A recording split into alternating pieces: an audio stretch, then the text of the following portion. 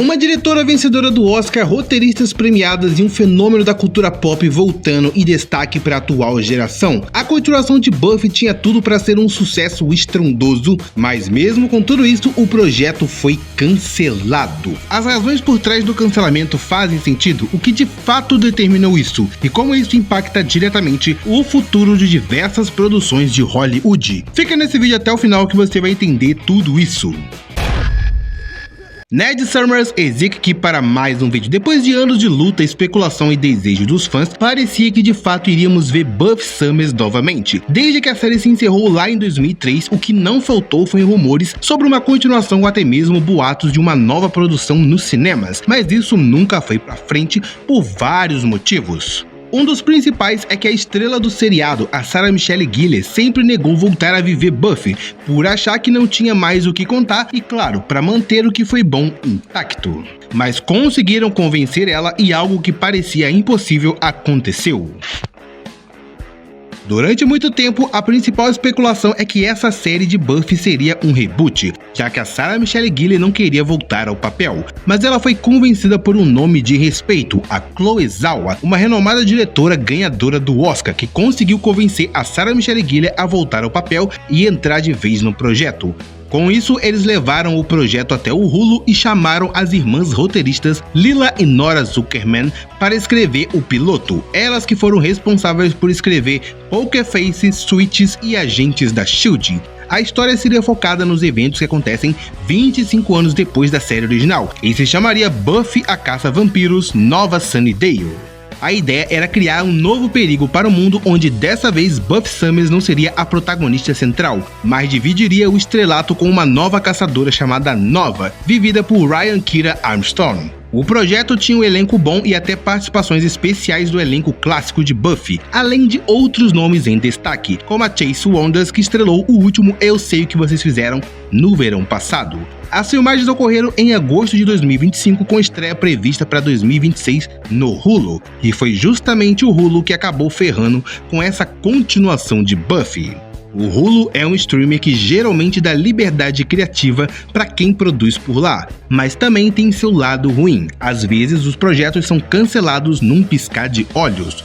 Por quê? Porque o Hulu foca no que vai dar retorno. Se eles sentirem que não vai trazer lucro para eles, eles cancelam. E se o piloto estiver custando muito alto, as chances de irem para frente são ainda menores. Mas será esse o caso de Buffy? Para entender isso, vamos por partes.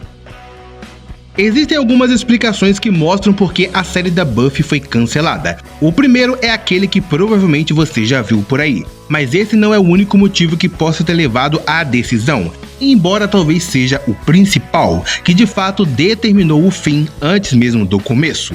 Mas guarde isso aí, porque esse ponto não é só sobre Buffy e é sobre quase tudo aquilo que a gente consome, e vamos falar dele daqui a pouquinho. E por isso, por enquanto, vamos aos outros pontos que dão sentido a esse cancelamento. E aí eu faço a pergunta pra você que é fã de Buffy, que cresceu assistindo a série lá no final dos anos 90 ou que pegou alguma das reprises depois. Você diria que uma continuação hoje de Buffy faria sucesso? A comunidade iria sustentar uma temporada? Bom, obviamente você diria que sim, eu não duvido disso. De fato, Buffy é aquele tipo de obra que consegue lotar mais de um estádio com seus fãs, e a gente viu que a nostalgia é igual a muito dinheiro, seja no cinema, seja no streaming. A Disney mesmo tá colocando caminhões de dinheiro no bolso com os live actions e remakes dos seus grandes clássicos. Estão estragando alguns? Sim, estão, mas ainda assim estão fazendo muito dinheiro. Outras obras como Pânico também entenderam como se faz isso e estão enchendo o bolso com vontade. Star Wars também teve seus tropeços, mas ainda assim fazem muito dinheiro. E olhando para o lado financeiro, trazer Buffy de volta seria uma cartada bem certeira. Afinal, a obra tem uma legião de fãs e fãs muito fiéis. Então sim, a ideia era boa, só que a gente não pode olhar só para quem é fã de longa data, temos que olhar para o público atual também. Querendo ou não, mesmo Buffy sendo uma obra que consegue sobreviver ao tempo por causa do formato de seus episódios e narrativas, ainda é difícil que o público mais jovem vá consumir justamente por ser antiga. E Buffy é feita para o público jovem, é a história de uma jovem que tem missão de proteger o mundo das forças das trevas. Então, no fundo, Buffy é uma obra teen, mas feita para jovens de uma outra época. Os jovens de hoje estão numa outra vibe, vamos dizer assim. Sem falar que muitos deles são chatos pra caramba com essa questão de não consumir obras antigas. Então a missão dessa continuação no Hulu era justamente achar o equilíbrio que tantas obras que voltaram à tona conseguiram. Manter o original e honrar quem é fã de longa data, mas estruturar pra geração atual. E é aqui que entra o ponto que muita gente não tá falando. De acordo com os sites Decider e Diário AS, um dos fatores envolvidos no cancelamento é que o foco na nova caçadora vivida por Kira Armstrong não agradou tanto assim os executivos, e o que eles queriam era um foco maior na Buffy Summers, a caçadora original. Mas aí entra a questão, já estava sendo definido provavelmente que a Sarah Michelle Gellar não ficaria por muito tempo no projeto, e que estaria apenas na primeira temporada, ou apareceria somente no início mesmo da temporada. Outra coisa levantada pelos sites Decider e Go The Derby é que a história tinha um tom distante do original, o que apresentava um risco, já que a primeira levada de audiência sólida viria justamente de vocês, fãs de longa data. E se fosse muito diferente, os fãs poderiam largar no meio do caminho, e isso afetaria tudo de qualquer maneira. Outros relatam que estava sendo discutido fortemente se a Buffy deveria ou não ser a protagonista da continuação. Apesar dessas informações não serem totalmente precisas e oficiais, dá pra ver que a produção já estava bastante problemática, porque não houve uma boa relação entre o lado executivo e o lado criativo. E embora a gente adore falar mal deles, a galera executiva é importante. Sem eles, nada acontece, porque são eles que colocam o dinheiro para rodar os projetos, e ninguém quer desperdiçar dinheiro. Outro fator que pode ter determinado o cancelamento da série são os custos. Não temos uma informação oficial, mas existem notas públicas pela Vulture e pela Comic Zone que apontam que o piloto de Buffy, Nova Sunnydale, custou ali por pouco mais de 12 milhões para ser produzido. E caso você esteja em dúvida, sim, foi alto demais. Ah, Speed, nem é tanto. Stranger Things, Vandinha, The Last of Us custaram bem mais. E sim, de fato essas séries e outras custaram muito mais caro para serem produzidas, mas a questão aqui é o Hulu. O Hulu não é o streaming de séries tão caro assim. Claro que existem as exceções, mas não são tantas. E o esperado para a Nova Sunnydale não era que ela fosse tão cara, porque a própria série original de Buffy não era. Na época, os custos por episódio variavam entre 900 mil e 1 milhão. Claro que isso subia a cada temporada, mas essa era a média. E Buffy conseguia driblar muito bem os custos da época, e o modelo que a série usou foi até copiado por outras séries que estrearam anos depois, como é o caso de Supernatural, que veio 2 anos depois e usou basicamente o mesmo modelo de produção de Buffy durante 15 temporadas. Voltando à Nova Sunnydale, o piloto de Buffy saiu mais caro do que devia. 12 milhões para um piloto é muito alto, ainda mais sendo o Hulu. Se fosse uma Netflix, até seria mais plausível, já que a Netflix é mestre em gastar muito para produzir um episódio de uma série. O Hulu, não. Como ele não tem os mais de 300 milhões de assinantes da Netflix, a coisa para ele é mais pé no chão. A média estimada das produções do Hulu por um episódio de uma série grande de sucesso fica entre 4 e 7 milhões. Nova Sunnydale chegou a 12 milhões. Os motivos exatos para isso são incertos, mas um deles, obviamente, é a Sarah Michelle Gellar. O cachê dela não é barato, mas isso é até compreensivo. Outro é a Chloe Zhao, que exigiria bastante da produção, e com o Oscar na carreira, o valor do voucher dela também sobe bastante. Sem falar que hoje os efeitos especiais são usados de todas as formas para suprir o que a história precisa. Se seguissem com a produção de Nova Sunnydale, os custos poderiam chegar facilmente a 50 milhões, dependendo de quantos episódios teríamos. Mesmo que os episódios seguintes fossem mais baratos, ainda assim sairiam caros a soma final, sem contar o marketing. Ou você acha mesmo que Buffy ainda é tão forte para fazer o mesmo que a HBO fez com o trailer de Harry Potter, tendo mais de 200 milhões de acesso sem nenhum investimento em marketing? Eu acho que não.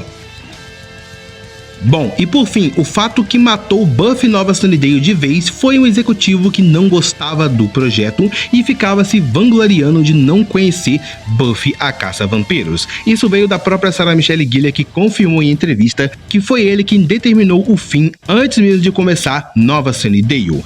Porque mesmo que os outros problemas que falamos antes existissem, havia solução: diminuir os custos, alterar o piloto, mexer no roteiro para acertar. Mas quando o executivo não entende o peso da obra que está sendo feita ali, não tem jeito. E isso nos ensina algo que já vimos muitas vezes. O caso de Buffy deixa um ensinamento muito forte sobre a indústria atual. Uma obra não depende mais só da força do fandom ou da qualidade da ideia, ela depende de quem está sentado na cadeira do sim. E isso é assustador quando pensamos em obras gigantes que marcaram gerações. Hoje, muitas dessas obras vivem dentro de indústrias enormes, onde a decisão final pode cair na mão de um executivo que talvez nunca tenha entendido porque aquela série ou universo é um fenômeno.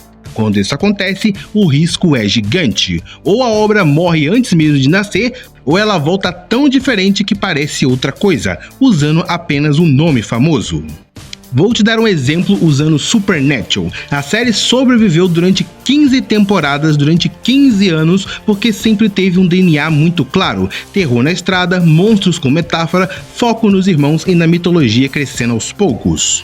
Agora imagina uma continuação, um revival, nas mãos de alguém que só enxerga uma série sobre demônios e anjo, ou que nem mesmo chegou a ver a série. Essa pessoa pode facilmente tentar transformar a obra em algo genérico de streaming, com efeitos bregas, escala exagerada e menos espaço para aquilo que fez a série funcionar: o motel barato, a estrada vazia, lenda urbana e o peso emocional dos irmãos Sam e Dean. O perigo não seria só cancelar, seria pior, fazer voltar sem a alma do original. E com Supernatural nesse exemplo, isso seria fatal, porque o público não se conectou só com o que é sobrenatural, mas com a sensação de jornada, família e sacrifício. Esse é o grande ensinamento que Buffy deixa para qualquer obra com milhares ou milhões de fãs. Não basta a obra voltar, ela precisa voltar nas mãos certas. Porque quando quem decide não entende o DNA, a franquia fica à mercê de planilha, de algoritmo, de estratégia. E aí, até gigantes como Supernatural ou Buffy podem sofrer o mesmo destino: serem cancelados cedo demais ou pior, revividas de um jeito que os fãs nem vão reconhecer. No fim, a lição é dura, mas é real. Hoje o futuro das nossas obras favoritas não depende só do público querer, depende de existir alguém no topo que compreenda porque elas significam tanto. E quando isso não acontece, o risco não é só perder uma nova série, é perder a essência daquilo que fez aquela história sobreviver por tantos anos no coração de cada fã. Mas me diz você gostaria de ter assistido Buffy Nova Sunnydale? Eu gostaria, eu gosto muito de Buffy, acho uma obra muito maneira, foi a obra que me introduziu como fã de terror junto com Supernatural e Scooby-Doo. Sinta-se à vontade para compartilhar a sua opinião aqui nos comentários e se puder deixar um like nesse vídeo para ajudar a gente a alcançar outras pessoas, para levar essa explicação para ela, eu agradeço demais. Se quiser acompanhar mais vídeos, basta estar inscrito aqui no canal ou assistir um desses vídeos que vai estar aparecendo pra você. Muito obrigado pelo seu tempo aqui comigo, fique com Deus, valeu!